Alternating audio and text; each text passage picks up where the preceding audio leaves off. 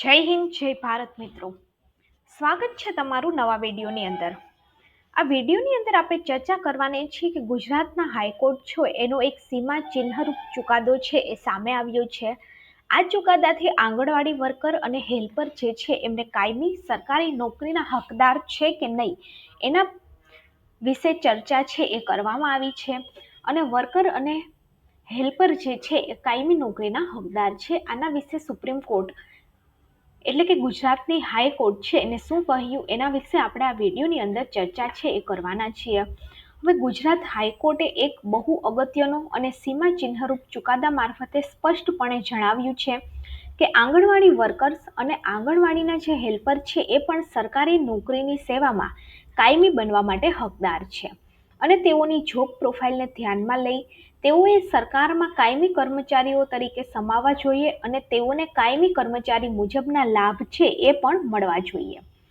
આ ચુકાદાની આપણે વાત કરીએ તો જસ્ટિસ નિખિલ એસ કરિયલે 122 પાનાના ચુકાદામાં આંગણવાડી કર્મચારીઓને કાયમી કરવા અને તેઓને તે મુજબના લાભો આપવા અંગે 6 મહિનાની અંદર જરૂરી નીતિ ઘડવા કેન્દ્ર સરકાર અને રાજ્ય સરકાર છે એને આદેશ કર્યો છે.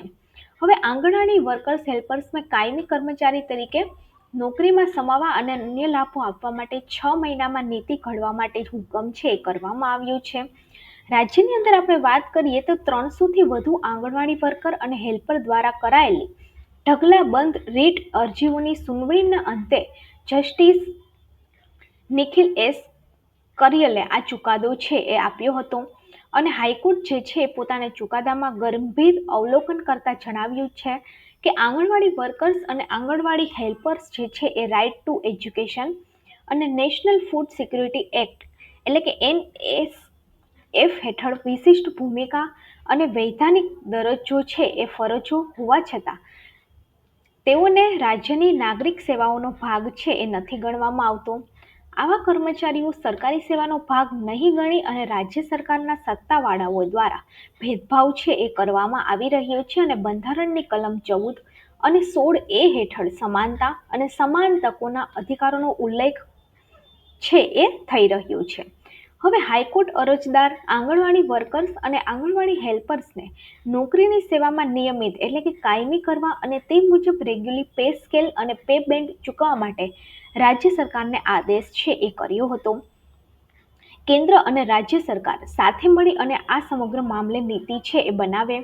એટલે કે હાઈકોર્ટને તેના સ્પષ્ટપણે જણાવ્યું છે કે આંગણવાડી વર્કર્સ અને આંગણવાડી હેલ્પર રાજ્ય અને કેન્દ્ર સરકારની અંદર કાયમી કર્મચારીઓની જેમ જ ગણાય અને તેથી કેન્દ્ર અને રાજ્ય સાથે મળી તેઓની સરકારી સેવામાં સમાવી લેવા અને નોકરીમાં કાયમી કરવા તેમજ કાયમી મુજબના લાભો તેને ચૂકવવા બાબતે એક યોગ્ય નીતિ છે એ બનાવે.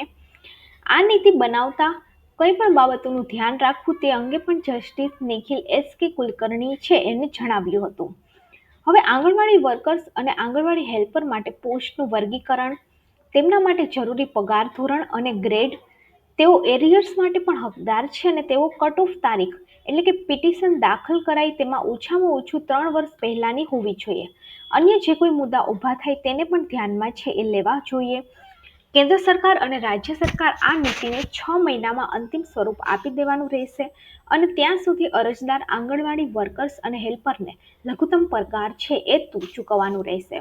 તો વિડીયો સારો લાગે તો વિડીયોને લાઇક કરી દેજો, ગવર્મેન્ટ સાથી ચેનલને સબસ્ક્રાઇબ કરી દેજો અને વિડીયોને વધારેમાં વધારે આંગણવાડી વર્કરો સુધી શેર કરી દેજો.